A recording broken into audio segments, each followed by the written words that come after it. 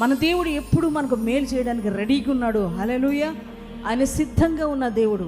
కానీ ఆయన యొక్క కృపలో మనం నడిపించబడడానికి, ఆయన చెప్పిన ప్రతి క్రమాన్ని మనం పాటించడానికి మనం సిద్ధంగా ఉన్నామా? మరి దేవుడు ఏదైతే దైవజనుల ద్వారా నీకు ఉపదేశిస్తున్నారో ఆ క్రమాన్ని నువ్వు పాటించగలిగితే ఖచ్చితంగా నీ దేవుడు నీకోసం గొప్ప కార్యాలను చేస్తాడు. హల్లెలూయా. అది అరణ్యమైన ఇజ్రాయేలు ప్రజల కోసం దేవుడు ఆహారాన్ని సిద్ధపరిచాడు.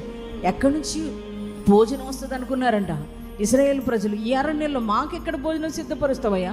ఒకరం కాదు, ఇద్దరం కాదు, 20 లక్షల పైగా ఉన్నాం జనాభా. ఎక్కడి నుంచి భోజనం వస్తుందయ్యా?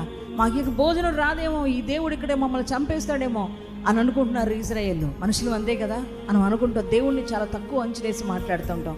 అలా అనుకుంటున్నప్పుడు అద్భుత రీతిగా ఏడు నుంచి వస్తుంది, ఎటు నుంచి వస్తుందని వాళ్ళు ఆ దిక్కు ఈ దిక్కు ఈ దిక్కు చూస్తున్నారంట. మనం అనుకున్నట్టు చేయడం ఆయన.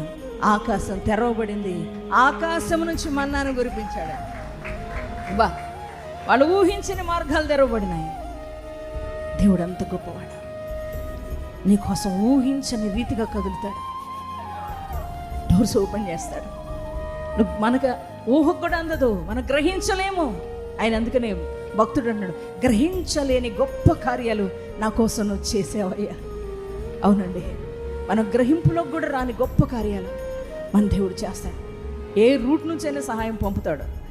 అది అసాధ్యం అనుకున్నా కూడా దేవుడు సాధ్యపరుస్తాడు. అందుకే ఆయన మీదే ఆధారపడండి, ఆయనకు నమ్మకంగా జీవించండి. ఈసైక ఆయనకు లోబడండి, ఆయన చెప్పినట్టు నడుచుకోండి.